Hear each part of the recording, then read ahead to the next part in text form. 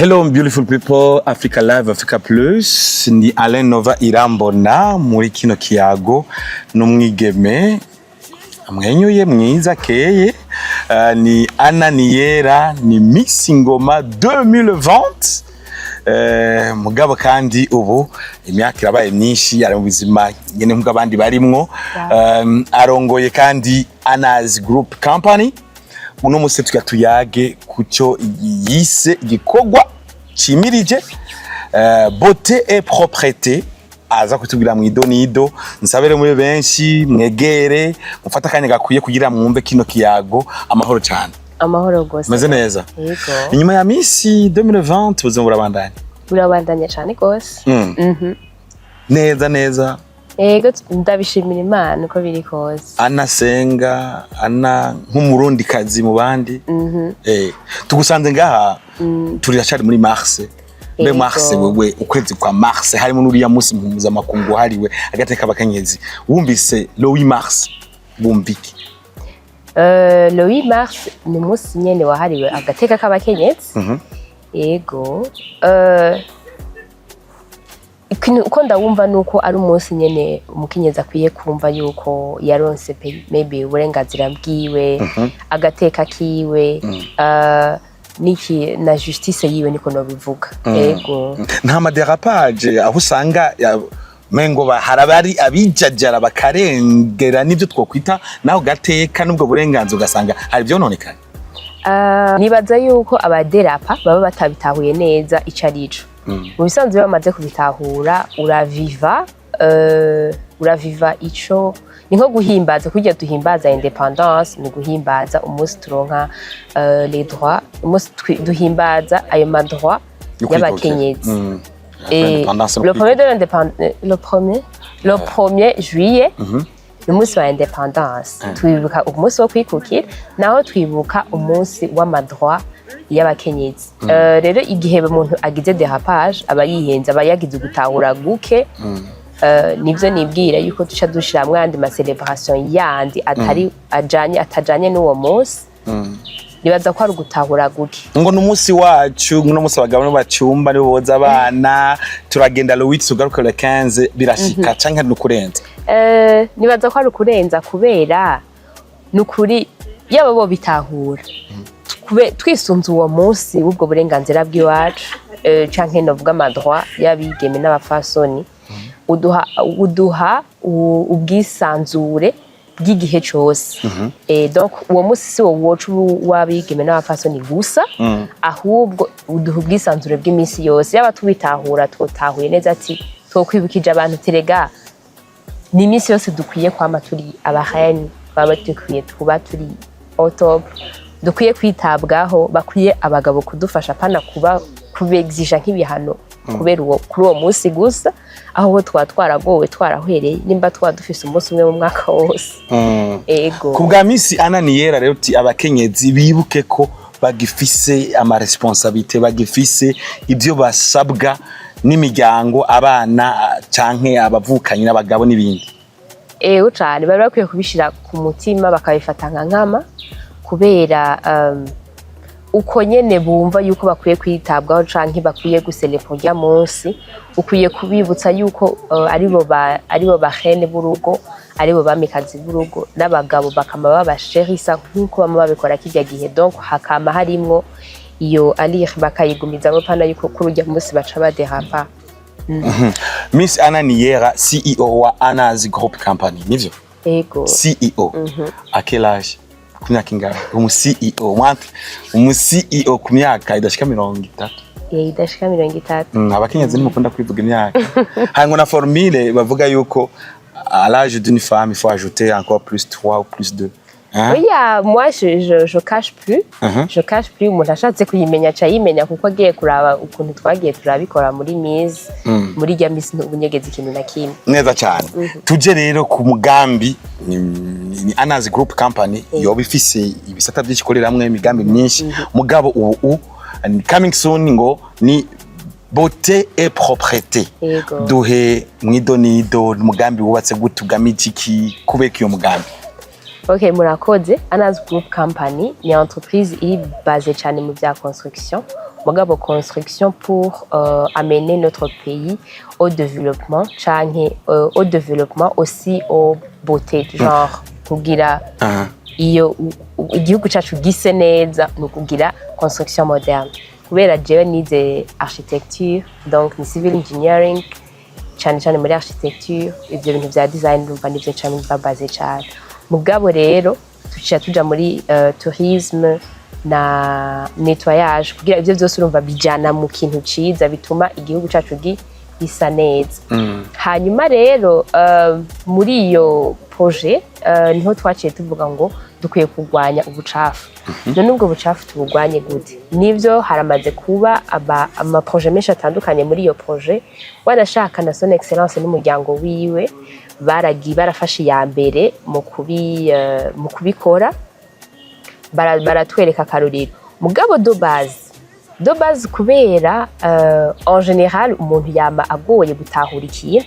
Natahuye neza yuko dukwiye ikintu cya mbere kugira ngo umuntu atahure gukora ivyo bintu by'isuku biva mu mutwe. Niyumviriye eske ico gihugu cyacu cyose neza gute tudafite isuku? Canke iyo suku basi tworata neza igihugu cyacu, donc tourisme kidafite isuku. Ni muri iyo ntumbero nafashe iyo ntumbero yo kugira ngo tugire campagne yitwa beauté et propreté, muri sense yo gusensibiliser umurundi ahari hose yuko akwiye guheba, donc tukore les notions de base uko hakenewe imizi d'abord imbere yuko tugenda kuvyerekana, imbere yuko tutanga uburorero, imbere yuko tugenda gukora amajournée y'ibikorwa rusange, habeho sensibilisation kumvisha ngo umuntu ntakwiye maybe guta igicafu habonye hose, akwiye kugira isuku ahabaye ku mubiri wiwe, cyane no muri entourage kuko kenshi usanga hariho ahantu hose baba babitayeho ivyo bintu. Nibwira yuko rero iyi projet ari première étape no gusensibiliza umurundi wese ahari yuko akwiye gukora isuku.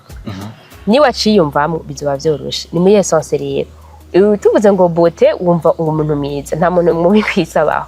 Rero mu gihe uri mwiza wewe uba mwiza, uba determiner n'ubwiza bwawe kubera isuku wakoze. Rero kugira ngo ube muri iyo ntumbero uvuga ngo beauté qui va avec la propreté, n'ubwiza bugendana n'isuku. Donc ni muri iyo ntumbero mvuga ngo tubasensibilize umuntu wese aho hantu uri. Biratugora twese, sinobesha nanje vyongora yuko mpejeje kugijojo ntahantu canke mvuga ngo ndabitse nze gutgata muhira. Usanga umuntu yakateye uri mu rugendo gatamwe idirisha ibintu nk'ivyo. Donc ni vyiza rero ko dusensibiliza buri muntu wese. Umuntu wese mwiza ko akwiye kurangwa n'isuku. Ni muri iyo ntumbero rero ngira ko mpamagarira toute beauté burundaise. Mbega ni beauté nyene imbere aho nyene ni beauté kumbisa ubwiza kenshi twakumva igitsina gore abigeme canke abakenyezi. Mbega muri iyo beauté et propreté nabigeme n'abakenyezi gusa turi no muri mars. Mbega n'abagabo na twebwe turashikirwa mu mugambi turakenewe, uruhara rwacu rurakenewe cyane gose. Nivyo bindi nariko ndavuga kare yuko dukwiye kwamana ari imwe, genre no gufashanya muri byose. Sans vous on ira nulle part. Et donc ni vyiza cyane ko mutwa compagnie. Ego rero ni muri iyo ntumbero nariko ndavuga mpamagarira toute beauté burundaise yuko boza bagasapotinga iyi sensibilisation canke iyi campagne ya beauté et propreté iriko irajana muri zéro déchet. Bon, naho tuvuga ngo zéro déchet ko ari projet y'abandi, twavuga ngo reka tugire basi ville clean Burundi, beauty Burundi canke ntumbaze genre ibintu nyene vyereka basi turatubwiza bwacu. Duhamagarira tous les entreprises du tourisme, Visit Burundi n'abandi bari muri ico gisata ca tourisme kwakompanya iyi beauté propreté, iyi campagne kugira ngo tubwire umurundi wese ko kirazira, kuko iyi ni etape ya mbere. Twasensibilize kirazira guta ikintu aho ubonye, kirazira kugita aho ubonye, kirazira guta aho ubonye. Ngira ko nshimira n'abari bamaze gutera intambwe za mbere muri ibi bintu byo kugira Miss Dative yari yagize effort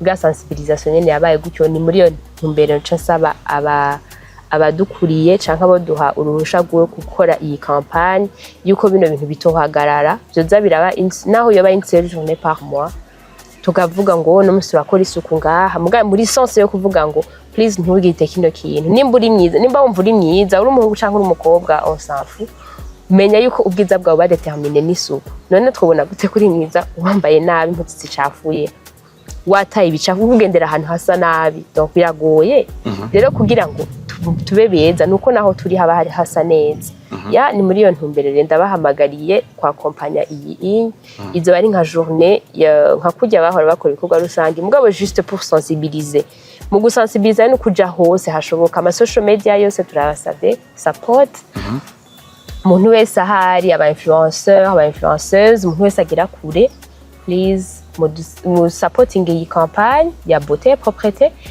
kugira ngo umuntu wese yumve ngo kirazira guta igicafu amapubere arahari ya mairie n'ahatari aya mairie ntituri base muri Bujumbura gusa nibaza ko biraba mu Burundi bwose yuko twoza basi niba utanose pubere hafi yawe ihanganuze kugatwara muhira ubwate muri Nyabarega byo dufasha yuko do base tuba turakoze ivyo hanyuma hagazoca hakurikirako ayandi mamezi ko hari ama projet menshi ari muri domaine ya hygiene hari ama projet menshi ari muri domaine ya zero déchet n'ibindi ariko baronke umushinge n'ivyo nyene uvuga ati please duhagarike umuntu wese donc bakubonye uri mwiza avuga ati ikintu kwiye kugitanga oya gikureho ugishiraho cagenewe hanyuma ibindi bizoca bikurikira merci beaucoup hamavunye rero yaho urabivuze ko ari guhimiriza sensibilisation mugabo tumenyere cyane tukuzi nka misi watowe igitega mu ntara yagutse ya Gitega ubu mbega go guhimiriza iyo sensibilisation muri bitangurire igitega cyangwa idatangura Bujumbura Gitega cyangwa Gitega Bujumbura mu ntango byo twatumenyemeze gute Okay, deja ubunye dufite intara zitanu mu gihugu cacu ciza c'u Burundi ya ni muri yo ntumbero rero nta limite buga do base butugira duhere Bujumbura kuko niho turi hanyuma tukuvuga ngo nduhereye Bujumbura igenda oya ni mu Burundi bwose bidushobokeye n'abandi bari hariya donc yari sensibilisation ijo ry'umuntu nimba rigera kure ntaho ritazogera aho umurundi wese ari azoba yumva yuko adakwiye guta ibicafu habonye ego donc sindi limite muri Bujumbura gusa ni mu gihugu cose kugira ngo igihugu cacu tukibonekeshe ko gisa neza ego abarundi n'abarundi kazi twaratewe iteka yuko turi beza rero ubwo bwiza reka bubonekeshwe nubwo n'iryo suku ritubako riba naho turi naho duca ya usulinsa naho duca kubera aho duca niho usanga umuntu yapfuye guta ahabonye iyo ni base nabivuze ni première étape ayandi ma étape azokurikira ego beauté propreté muratanguye vuba ni coming soon mugabo rero ni Anas Group Company mbega irikwije irabubiki cyangwa irakeneye aba sponsor aba partenaire abafatanya bikorwa abashikira bikorwa cyangwa muri Anas Group Company mwe mu byose bikirapanze ni sawatu nta muntu mu Kirundi bavuze ngo umutwe umwe wifasha gusara ntiwifasha gusaba ya nimba rero kaze Miss urakaze uri mushiki wa B-Face nibutsa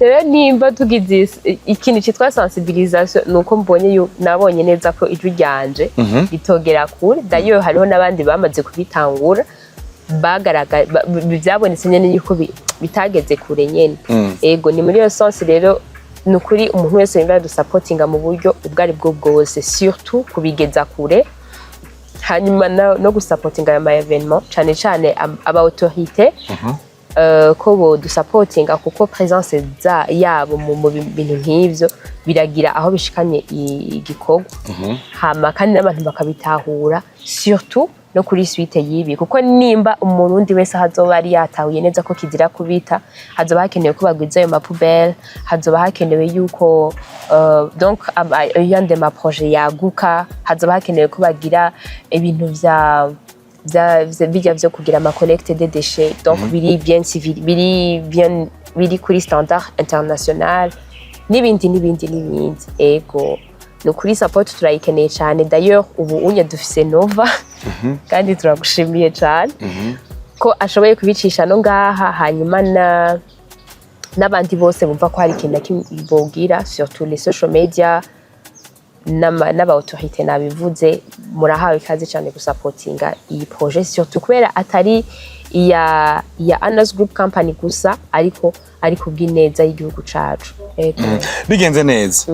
Action ya mbere muri iyo première étape ya sensibilisation tuyitege mu kiringo kingana gute? Vuba hashoboka byari bikwiye kuba d'ailleurs muri mars bakunda kubyitirira la beauté donc les femmes tukumva ngo ni muri uko kwezi nyene habereyemwo n'ivyo bintu byo kuranga ubwiza mugabo nibaza ko ari vuba hashoboka. D'accord. Africa Lab, Africa Plus.